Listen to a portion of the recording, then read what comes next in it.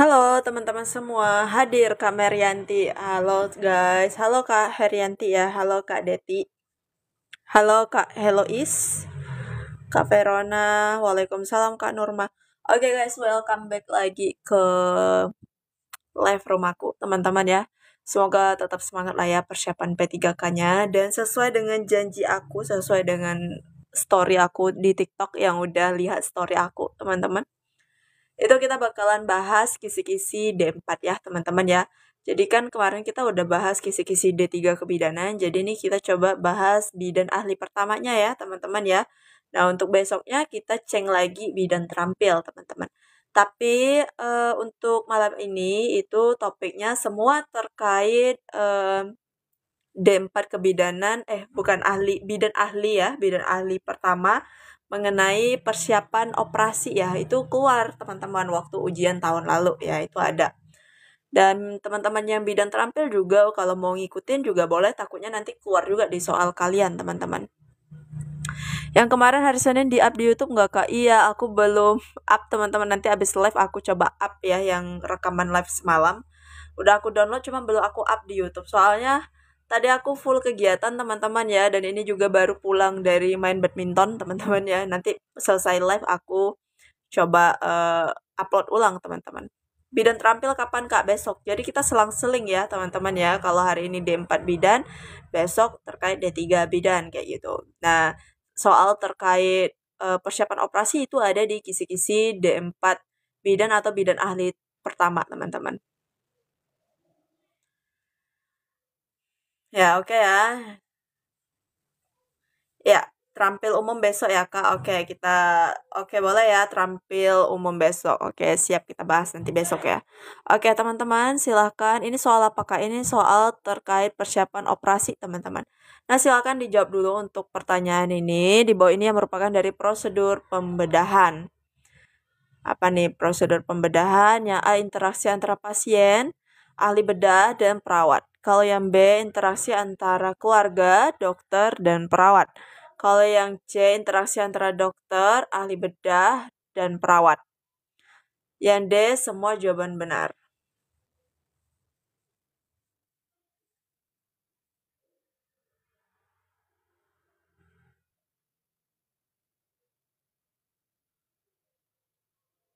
Oke, ada yang tahu nggak ini kira-kira jawabannya apa guys? Ini jaringannya aman lah ya, nggak ada ngelek-ngelek ya teman-teman.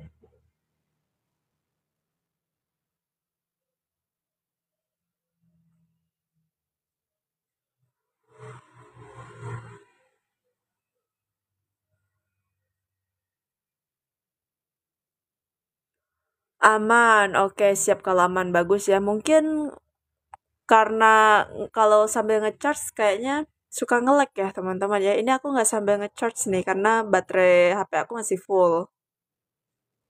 Soal D4 ya kak? Iya kakakku, ini ada kisi-kisinya ya di D4. Oke, kira-kira yang merupakan dari prosedur pembedahan teman-teman ya. Ini kan prosedur pembedahan, bukan pra pembedahan atau sebelum ya. Jadi yang perlu itu adalah apa? Interaksi antar pasien, ahli bedah, dan juga perawat. Perawat bedahnya ya, teman-temannya. Ini kenapa kok nggak bisa ya? Oh, belum dihidupin, sorry.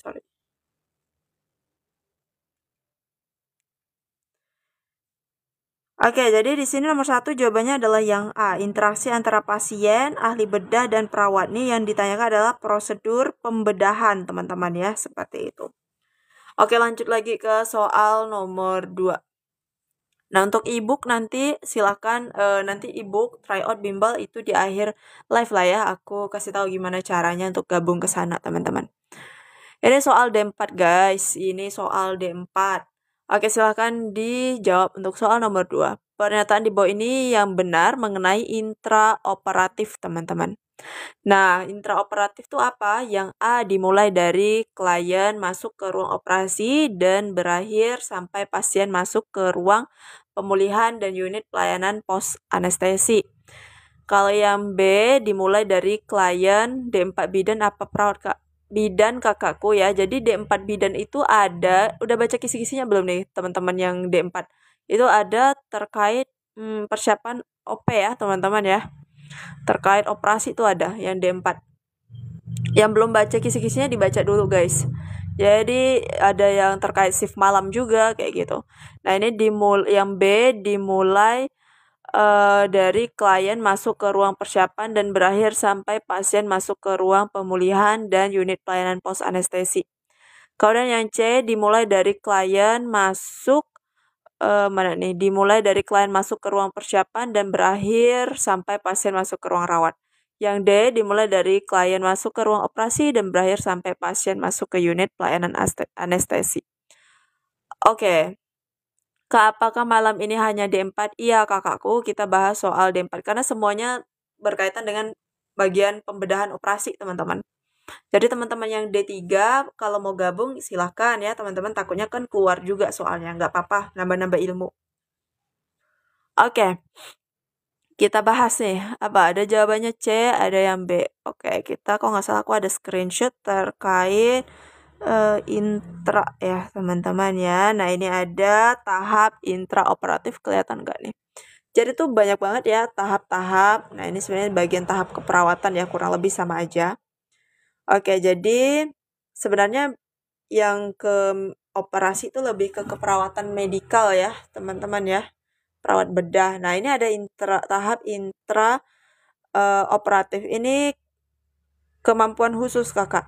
Oke, jadi fase intraoperatif adalah suatu masa di mana pasien sudah berada di meja pembedahan sampai ruang pulih sadar, teman-teman ya, sampai dengan pemulihan seperti itu. Oke. Nah, jadi jawabannya yang mana? Jadi dimulai dari klien masuk ruang operasi dan berakhir sampai pasien masuk ke ruang pemulihan dan unit pelayanan pos anestesi. Jawabannya adalah yang A. Kita lanjut lagi ya ke soal nomor 3. Ini soal nomor 3, teman-teman. Oke guys, yang soal bertanya yang umum kapan, yang khusus kapan, D3 kapan, D4 kapan, kalian kerjain aja soalnya. Nanti di akhir live baru dibahas kapan bahas ini, kapan bahas itu ya. Fokus ke soalnya aja. Kayak gitu. Nanti nggak ada lagi nih yang ketinggalan alasannya. Oke, lanjut ke soal nomor 3 nih. Persetujuan operasi dari pasien atau keluarga merupakan hal yang mutlak diperlukan sebelum proses pembedahan dilaksanakan untuk, apa nih? Persetujuan operasi dari pasien atau keluarga itu merupakan hal yang mutlak ya sebelum proses pembedahan. Tujuannya apa, teman-teman? Kan yang A, menghindari tim bedah atau rumah sakit dari tuntutan hukum. Kalau yang B, menghindarkan pasien dari komplikasi pembedahan. Kalau yang C, menghindari terjadinya hal-hal yang tidak diinginkan. Yang D itu sebagai prosedur yang sudah ditetapkan oleh rumah sakit. Oke, jadi informed consent ya namanya ya teman-teman. Informed consent atau surat persetujuan operasi itu bertujuan untuk menghindari tuntutan hukum ya teman-teman ya, seperti itu. Menghindarkan tim bedah atau rumah sakit dari tuntutan hukum seperti itu. Maka diperlukan informed consent. Jadi informed consent itu tidak hanya untuk orang mau operasi aja ya teman-teman, tapi untuk pemasangan KB itu ada juga. IUD, implan ya teman-teman semuanya. Oke, lanjut lagi ke soal nomor 4. Nah ini dia soal nomor 4, silahkan dijawab. Soal nomor 4, Nyonya B, 1 hari pasca operasi histerektomi jam 3 pagi, ia terbangun dan terlihat kelelahan. Dari pemeriksaan, tanda vital stabil, tetapi Nyonya B mengeluh tidak bisa tidur, merasakan sakit pada bagian jahitan dan takut untuk bergerak miring kanan atau kiri. Nyonya B tidak mendapatkan obat anti nyeri sejak jam 9 malam. Manakah tindakan yang terbaik bidan yang seharusnya dilakukan? Ini soal bidan ya teman-teman ya. Kisi-kisi bidan tuh ada operasi, makanya jadi kurang lebih kayak perawat teman-teman. Kayak gitu. Perawat bedah ada kan? Kalian baca kisi-kisi nggak? Udah baca kisi-kisinya belum? Atau jangan-jangan belum baca kisi-kisi nih? Tapi minta bikinin soal D4. Nah, D4 tuh ada loh kisi-kisi terkait persiapan OP. Pokoknya terkait pembedahan atau operasi teman-teman. Ya, yang belum baca silakan dibaca dulu kisi-kisinya. Jadi nggak bertanya-tanya nih, ini perawat atau bidan, ini perawat atau bidan, kayak gitu. Oke, mungkin di sini ada yang kerja di bidan di kamar Oka ya. Kebetulan aku nggak di kamar Oka, teman-teman, aku di IGD. Oke, silahkan ya. Ini soal nomor 4. Jawabannya apa nih? Bener tuh, kakak siapa tuh? Kakak Mili ya, yang pada nanya baca dulu kisi-kisi. Ya, baca dulu kisi-kisi guys. Jadi tahu nih, ternyata di bidan tuh, bidan ahli pertama tuh ada kisi-kisi terkait operasi, teman-teman. Jadi nggak hanya perawat aja ya yang di bagian bedah kayak gitu. Iya, Kak Libra, semangat ya, Kak Libra ya, dan semoga sukses terus. Oke, oke, guys. Kita lanjut lagi nih, apa ya? Mana tindakan terbaik bidan nih? Jadi si pasiennya Nyonya B itu ngeluh ya, dia tidak bisa tidur karena nyeri nih, nyeri pada jahitannya. Takut juga dia mau miring kanan kiri, teman-teman. Kalau yang A memberikan obat anti nyeri agar cepat tidur. Kalau yang B menjelaskan keadaan luka operasi, mendiskusikan cara mengurangi nyeri pada jahitan operasi. Kalau yang C memberikan minum susu hangat dan makan ringan untuk merangsang kantuk. Kalau yang D membantu merubah posisi, memijat punggung, dan memberikan obat anti nyerinya, teman-teman. Oke, jadi di sini dia kan keluhannya ada juga takut ya, takut mau miring kanan atau kiri, teman-teman. Jadi di sini ya kita bantu lah ya, kita bantu ubah posisinya, teman-teman. Kemudian kita bantu juga mijat punggungnya ya, teman-teman ya, supaya dia merasakan lebih rileks dan nyerinya setidaknya lebih berkurang. Dan yang terakhir, kita memberikan obat anti nyeri. Nah, sebelum memberikan obat anti nyeri, pasti kita perlu ya namanya diskusi ya, teman-teman ya, dengan si bagian dokternya ya, dengan dokternya teman-teman. Seperti itu. Oke, jadi untuk soal ini jawabannya mana adalah yang D, seperti itu ya. Oke, kalau yang B menjelaskan keadaan luka operasi, mendiskusikan cara mengurangi nyeri. Oke, jadi yang B itu dia ada mendiskusikan ya, teman-teman ya. Kemudian dia menjelaskan keadaan luka operasi. Nah, tetapi dia tidak ada membantu untuk pasiennya itu miring kiri, miring kanan. Nah, ini kan pasiennya ada masalah ya. Kalau dia tuh takut gerak miring kiri, miring kanan, teman-teman. Makanya jawabannya lebih lengkap itu adalah yang D ya. Oke, lanjut lagi ke soal nomor 5. Ini kisi-kisi bidan ahli pertama D4 guys, D4 atau S1. Oke, lanjut ke soal nomor 5. Nah, ini dia. Nyonya G 29 tahun pasca operasi SC ya. Yang kedua, perawatan segera pasca operasi yang tepat adalah kecuali, teman-teman. Terampil kapan? Terampil itu besok ya. Kita selang-seling guys. Sabar ya, ini tuh D4 dulu. Besok baru D3 ya guys, sabar. Oke, lanjut ke soal nomor 5 nih, dibaca dulu ya. Kira-kira apa jawabannya? Kecuali ya, ingat, kecuali berarti yang salah atau yang tidak dilakukan. Nah, pasca operasi SC yang kedua ya, dia tuh Nyonya G usia 29 tahun pasca operasi SC yang kedua. Nah, kemudian perawatan segera pasca operasi yang tepat adalah apa nih? Yang salah ya, teman-teman. Kecuali kalau yang A palpasi fundus uteri setiap 15 menit, kalau yang B pemantauan tanda vital tiap 15 menit, yang C pemeriksaan perdarahan, balutan luka dan perineum tiap 15 menit, yang D mengusap fundus uteri agar tetap nyaman tiap 15 menit. Yang mana teman-teman? Hukum profesi ada juga kakak. Hukum profesi kayaknya biasanya setahun ada berapa kali sih hukum? 2 kali ya kalau nggak salah aku. Di hukum nanti aku ada sih program hukum teman-teman dan aku juga bikin e-booknya ya terkait hukum dan rencananya pembahasannya via video aja gitu biar lebih menarik. Dan biasanya nanti aku launchingnya tahun depan deh kayaknya teman-teman. Pembahasan hukum kayaknya aku tahun depan lah ya setelah B3K ini. Semoga tahun depan masih ada hukum ya teman-teman. Ini untuk D4 kakak Diza baru baru bergabung ya kakak Diza ya. Ini untuk itu bidan ahli pertama. Iya, kisi-kisi terbaru. Oke, ini soal ini jawabannya nomor berapa? Yang kecuali.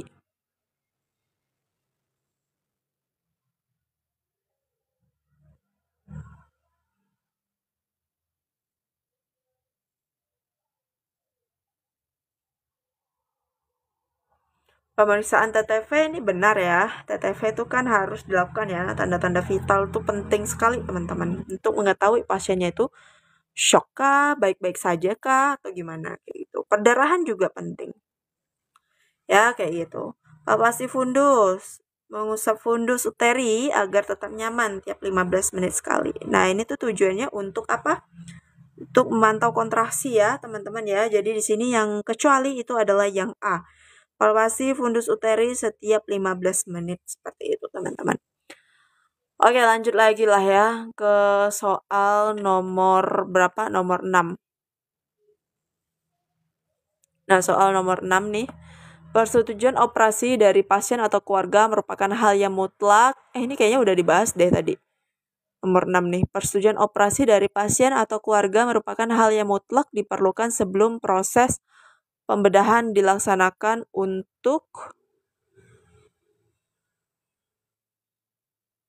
udahlah ya. Ini tadi jawabannya adalah yang A. Udah kita lanjut aja ke soal nomor 7. Soalnya apa?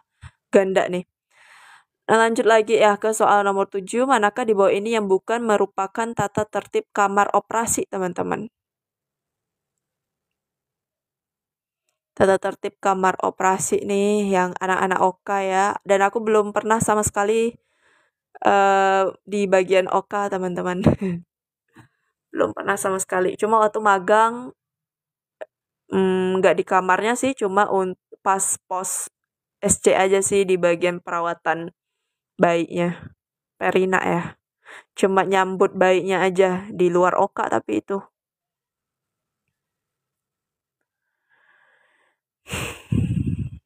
Kecuali ya ini teman-teman yang bukan ya, yang bukan. Berarti yang salahnya nih. Yang bukan merupakan tata tertib. Kalau yang A, semua petugas memahami tentang adanya ketentuan pembagian area kamar operasi dengan skala konsekuensinya dan memahami ketentuan tersebut. Ini benar ya. Kemudian kalau yang B, setiap petugas harus memahami dan melaksanakan teknik aseptik sesuai dengan peran dan fungsinya. Ya, jelas ya di kamar operasi itu wajib steril ya, teman-teman ya. Nah, kemudian kalau yang C, setiap petugas kamar operasi harus sesuai dengan uraian tugas yang diberlakukan. Nah, yang C itu benar juga. Kalau yang D, seluruh petugas mampu menjaga loyalitas yang baik. Nah, jadi yang D ya, teman-teman ya, yang bukan tata tertib ya, yang kan tata tertib kamar operasi. Oke, jadi soal nomor 7 jawabannya adalah yang D. Kita lanjut lagi ke soal nomor 8. Nah, ini soal nomor 8, teman-teman silahkan dijawab. Apa yang harus diperhatikan apabila pasien yang akan dilakukan tindakan operasi tiba-tiba tekanan darahnya 200 per 160 mm hektogram, teman-teman? Kayak ini soal apa? Ini soal bidan ahli pertama, guys. Sesuai dengan kisi-kisi yaitu persiapan operasi atau pembedahan. Ya, nanti besok ya aku up di YouTube aku, teman-teman, rekamannya. Dan untuk rekamannya semalam, malam ini aku upload ya, teman-teman. Jangan lupa ditonton yang ketinggalan semalam. Nah, apa yang kita bisa lakukan begitu pasien tuh mau dilakukan tindakan operasi tapi tensinya tinggi. Kita takutnya khawatir kalau tensi tinggi itu nanti ini ya, perdarahan ya, teman-teman ya, seperti itu.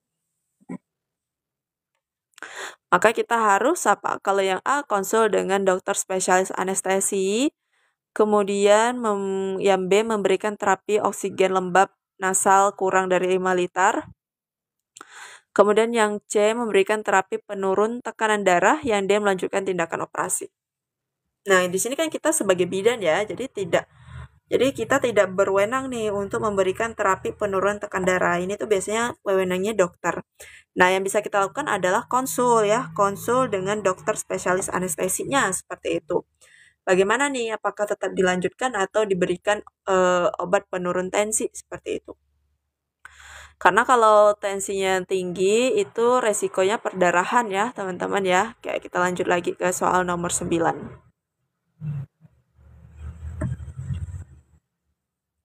Lanjut lagi ke soal nomor 9.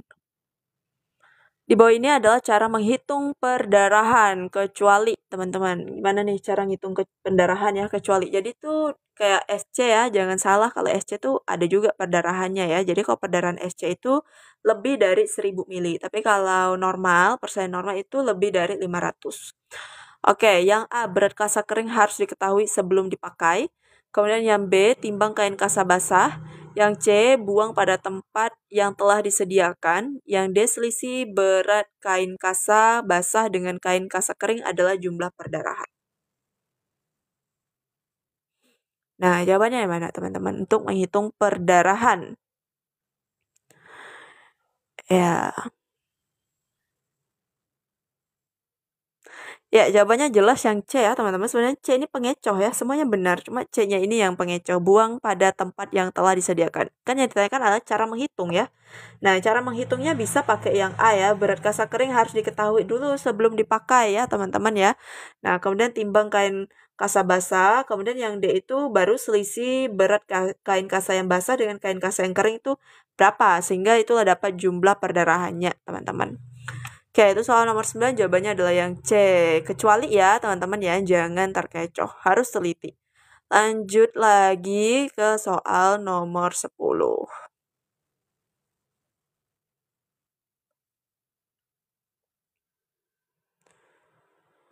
Nomor 10, manakah di bawah ini yang merupakan uraian tugas sebelum pembedahan, teman-teman? Nah, A, menerima pasien yang akan dibedah, yang B, memeriksa persiapan fisik, yang C, melakukan serah terima pada pasien dan perlengkapan sesuai dengan isian checklist dengan perawat ruangan, yang D, semua jawaban di atas benar. Oke, teman-teman, di sini tuh aku kalau nggak salah ada uraian tugas ya. Uraian tugas di kamar Oka kalau nggak salah aku. Nah ini dia. Nih ada sebelum pembedahan teman-teman, kelihatan lah ya. Sebelum pembedahan itu yang pertama menerima pasien yang akan dibedah, kemudian memeriksa dengan menggunakan formulir checklist ya. Kemudian kelengkapan dokumen medis antara lain izin operasi, hasil lab, hasil radiologi, foto ronsen, pemeriksaan ahli anestesi ya, hasil konsultasi ahli lain sesuai kebutuhan kayak gitu. Nah, kemudian ada persediaan darah, memeriksa pemeriksaan fisik, melakukan serah terima pasien dan perlengkapan sesuai dengan isian checklist ya, teman-teman. Gitu. Jadi jawabannya adalah yang mana?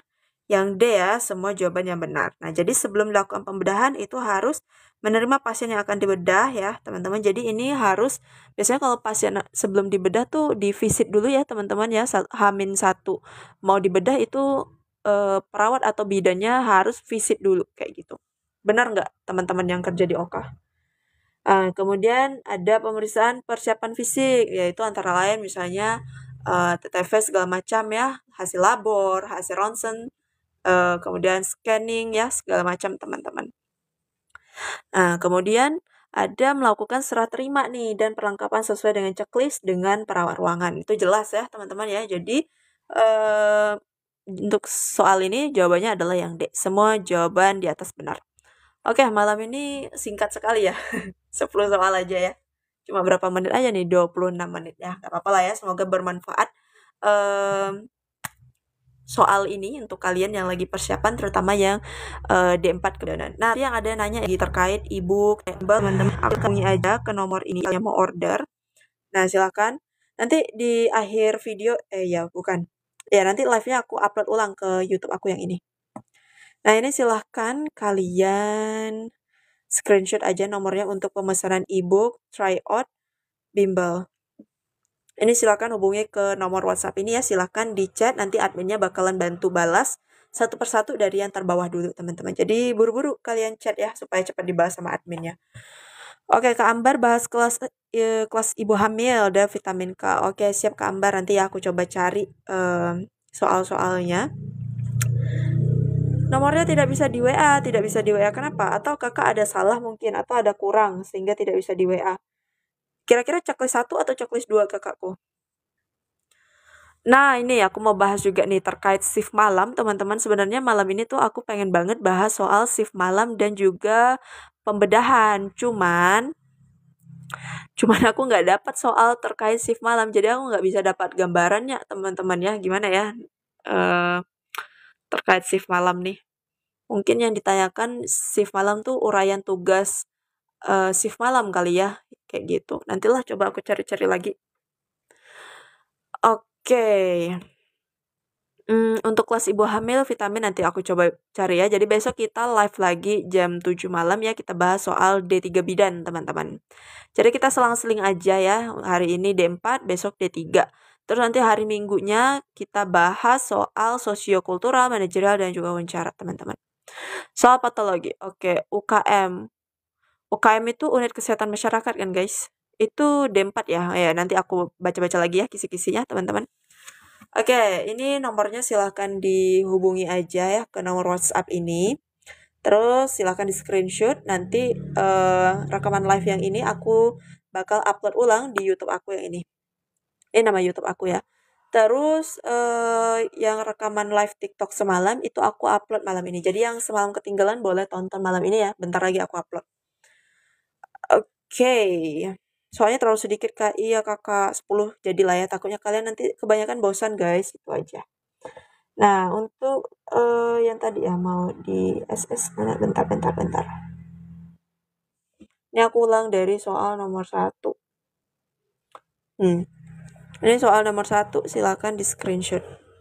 Gimana Kak mau ikut TO-nya? Kakak tadi udah di screenshot belum nomornya? Nomor WA-nya udah di screenshot belum? Kalau belum, kalau udah di screenshot silakan hubungi aja ke nomor WhatsApp tersebut. Nomor 3, nomor 4, belum SS nomornya. Nomornya ini Kakak. 083839586567. Nah, itu nomor WA-nya ya. Ini nomor WA untuk pembelian ebook, tryout dan juga bimbel. Ini soal nomor 4, soal nomor 5. Berapa ikut TO teknis? Nanti kakak silakan WhatsApp aja ke nomor tersebut. Nanti bakalan dibalas sama adminnya terkait harganya ya teman-teman. Kayak soal nomor 5, soal nomor 6. Soal nomor 6, soal nomor 7, soal nomor 8. Soal nomor 9, soal nomor 10. Oke teman-teman, kayaknya malam ini cukup sekian aja lah ya yang ketinggalan atau yang apa gitu teman-teman. Atau yang ada gangguan jaringannya tadi nonton ulang aja di YouTube aku besok ya, aku coba upload teman-teman. Oke, kayaknya segini aja. Thank you banget yang udah bergabung, yang udah nonton live aku, yang udah komen-komen, yang udah ngasih gift segala macam. Thank you so much dan sukses terus buat kalian ya. Semoga bermanfaat ilmu yang aku share untuk malam ini teman-teman. Sukses terus buat kalian. Semoga tahun depan udah dapat SK-nya dan jangan lupa kalau misalnya kalian udah terima SK, jangan lupa DM kabar-kabari aku ya teman-teman. Oke, sekian aja dari aku. Terlebih kurang aku mohon maaf. Sampai jumpa besok jam 7 malam kita bahas soal bidan terampil lagi. See you next live. Bye-bye.